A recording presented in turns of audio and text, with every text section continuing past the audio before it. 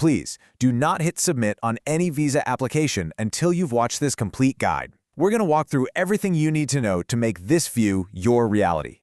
All right, here's our roadmap for this explainer. First, preparation and documents. Second, the application pivot. Third, authorized channels. Fourth, the 5-step process. And finally, approval and arrival. Let's get right into it. Phase 1, preparation and documents. Okay, before you even think about starting your application, preparation is absolutely everything. First up, and this is a strict, non-negotiable rule for the UAE, your Indian passport must have at least 6 months of validity remaining from your planned travel date. If you only have 5 months left, stop right there. Renew it first, or you're looking at an instant rejection. You'll also need a confirmed return or onward flight ticket, valid UAE-accepted medical insurance, a clear travel itinerary, and your hotel or accommodation details, so they know exactly where you're staying. Out of that list, your 2 absolute most critical physical documents are your official Indian passport and your robust medical insurance. Seriously, the UAE just wants to make sure all visitors are totally protected in case of any health emergencies while enjoying their world-class infrastructure. Gathering these 2 items should definitely be step number 1 on your to-do list today. Phase 2, the application pivot. Now, if you've applied for visas to other countries before, the UAE's process might actually surprise you. Can you, as an Indian tourist, just hop online, find a UAE government portal, and apply directly for your tourist visa yourself? What do you think? Nope, you actually can't. Unlike a lot of other countries, there is no single, direct government form for you to fill out. Instead, Indian tourists are required to use an authorized third party to act as their sponsor and handle the official submission. It's a huge pivot from how things normally work, but honestly, it takes a massive amount of the heavy lifting right off your shoulders. Phase 3, authorized channels. Since you can't go direct to the authorities, who exactly can help you? Well, here is your approved list. You've got the major airlines, Emirates, Etihad, Fly Dubai, and Air Arabia. If you book a flight with them, they can sponsor and process your visa. You can also use a licensed UAE travel agency, which is super popular if you're booking a package deal. And lastly, your UAE hotel or even a local sponsor can facilitate this for you. What's really cool here is how incredibly seamless the airline route can be. If you're flying with premium carriers like Emirates or Etihad, you can often just kickstart your visa process right from their online portal the second you book your flight. It creates this beautifully centralized system where your flight and your visa are handled all under one roof. So efficient. Phase 4, the 5-step process.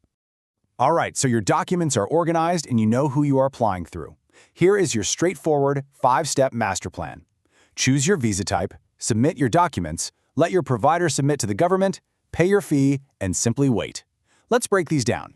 Step 1 is super simple. You just need to choose between the 30-day single-entry tourist visa or the 60-day single-entry tourist visa. Which one you pick depends entirely on your travel plans. Just popping over for a week of shopping and desert safaris, the 30-day option is perfect. But if you have family there or you plan to do a deep dive across the Emirates over a few weeks, definitely opt for the 60-day visa so you have plenty of buffer time. Moving to step 2. This is where all that prep work we talked about pays off. You're going to hand over your clear passport copies, those specific passport-sized photos, and your hotel bookings directly to your chosen authorized channel, whether that's the airline or a travel agency. They'll take all this and build your profile. For step 3, you actually get to sit back and relax. Your chosen provider does the heavy lifting here. They take your verified documents and submit the application into the official UAE immigration system on your behalf. Because they're authorized, they know exactly how the system works, which vastly reduces the chances of those annoying clerical errors that cause rejections. Step 4 is finalizing the transaction by paying the visa fee to your provider. Just a quick heads up, the exact cost isn't one flat rate across the board. It depends on whether you chose the 30-day or 60-day visa, and it might vary just a bit based on which agency or airline you went with, since some do include small service fees. Phase 5, approval and arrival. We've made it to the most exciting phase. Once your authorized channel successfully navigates the system, you'll get an approval email. But please listen closely. You must download the e-visa attached to that email and print out a physical hard copy.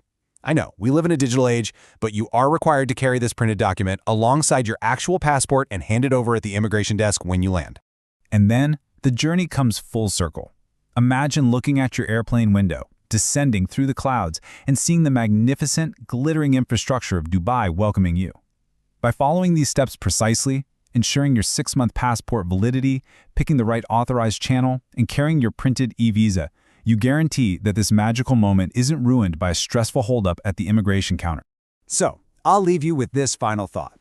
Now that you have the complete, step-by-step roadmap for your 2026 visa, which authorized channel are you going to choose to kickstart your Dubai adventure?